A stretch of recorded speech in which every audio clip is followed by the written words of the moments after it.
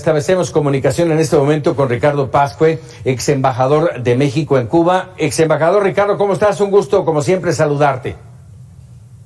Igualmente, muy buenas noches. Muy buenas noches, Ricardo. A ver, ¿cómo dimensionar la imagen de esta mañana en el Zócalo capitalino? Se rompen todos los protocolos en medio de una ceremonia cívica muy mexicana. Bueno, yo creo que hay un problema de forma y de fondo que plantea lo que aconteció en la mañana. De forma es tener a un presidente altamente cuestionado en el mundo por la represión que ejerció su gobierno en contra de protestas pacíficas en su isla y el apresamiento de más de 1,000 personas que siguen bajo juicio en ese país, que sea el invitado de honor, y no solamente ellos, sino que es el que le habla a las Fuerzas Armadas de México, me parece altamente preocupante, porque estamos hablando de alguien que ha utilizado las Fuerzas Armadas de su país como instrumento de represión en contra de la población.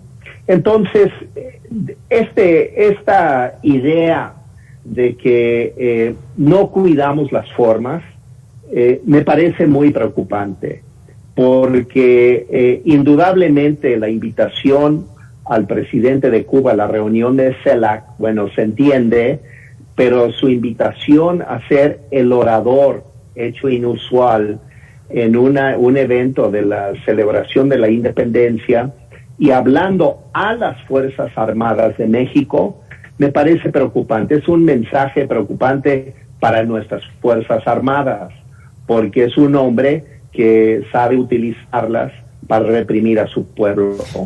Más preocupante... Estamos teniendo problemas con la comunicación con Ricardo Pascue. No sé si la podemos recuperar. Ahí está. A ver, Ricardo, déjame, te estaba yo interrumpiendo. ¿Es igual de preocupante como aquella de cenas y te vas? El come si te vas. El come si te vas, de así hecho es. me tocó como embajador. Pero no es lo mismo. Aquello fue un desaguisado diplomático.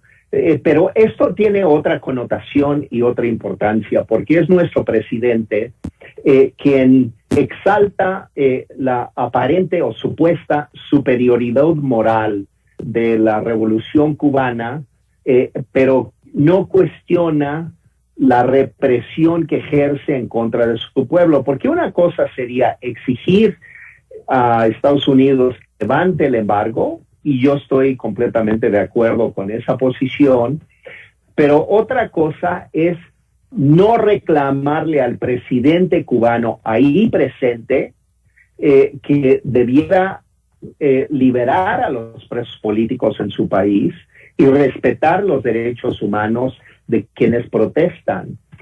Y el hecho de hacer eso desequilibra completamente la política exterior de México. Entonces resulta que somos con opresores y esto no es política exterior. Ahora, lo que es un hecho es de que el presidente López Obrador, al exigirle a Estados Unidos que levantara el embargo, no le está hablando a Estados Unidos, porque López Obrador sabe que así no se negocia con Estados Unidos. Él lo sabe porque él lleva 3 años negociando en lo oscurito con Estados Unidos. Él sabe cómo hacer eso.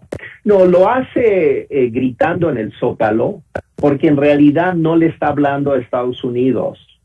Le está hablando a América Latina.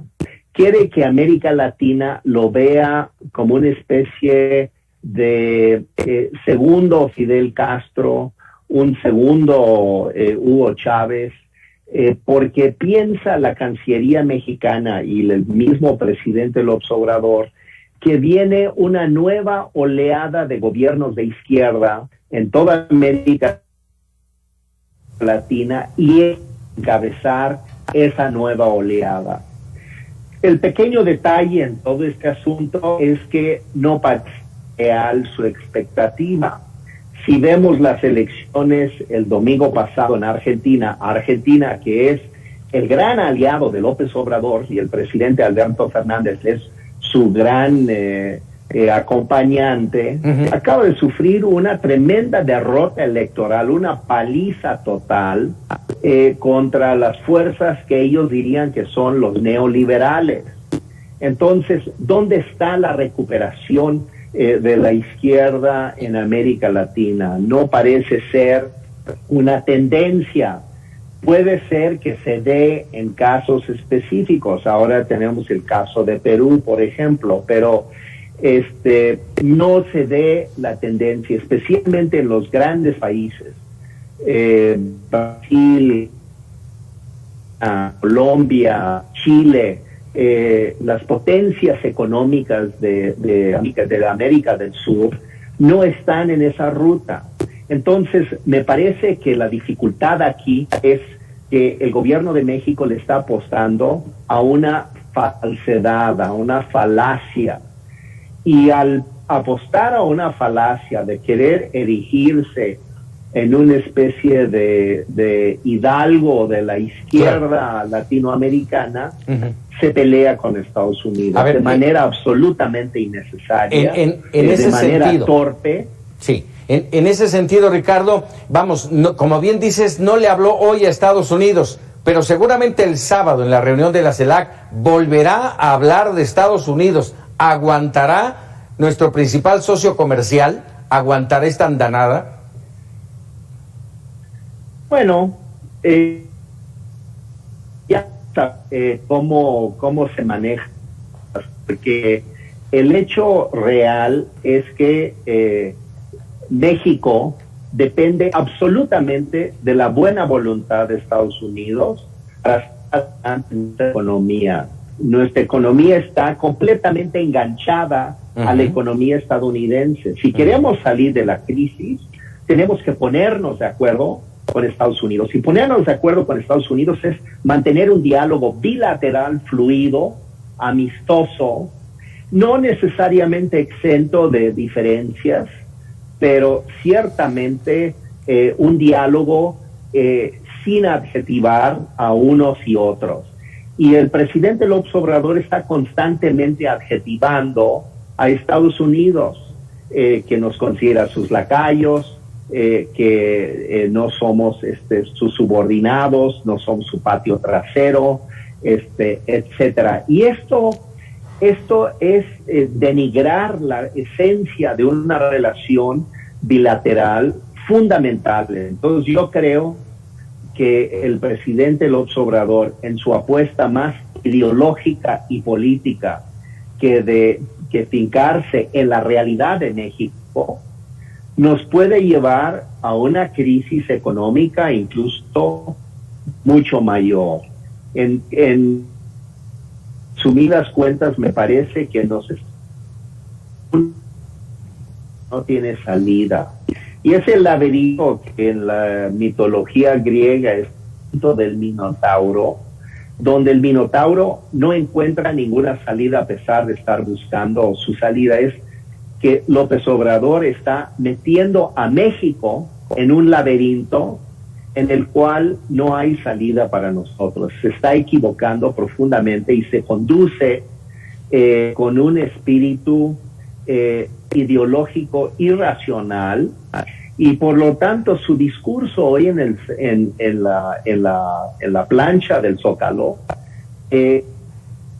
tenía un tono de una cierta izquierda, y eso me preocupa muchísimo. Si tenemos un presidente fuera de control, pues se está conduciendo al país a una ruta suicida que no nos conviene absolutamente a nadie, ni siquiera a López Obrador, aunque tenga sus pretensiones absolutamente fantasiosas de ser el nuevo hidalgo de la izquierda latinoamericana. Caray. Ricardo, como siempre, agradecido de que nos regales unos minutos y nos des tu punto de vista sobre las cosas que pasan en nuestro país. Muchísimas gracias. Con mucho gusto. Ricardo Pascue, ex embajador de México en Cuba. Recuerden, mexicanos, que este templo es memoria.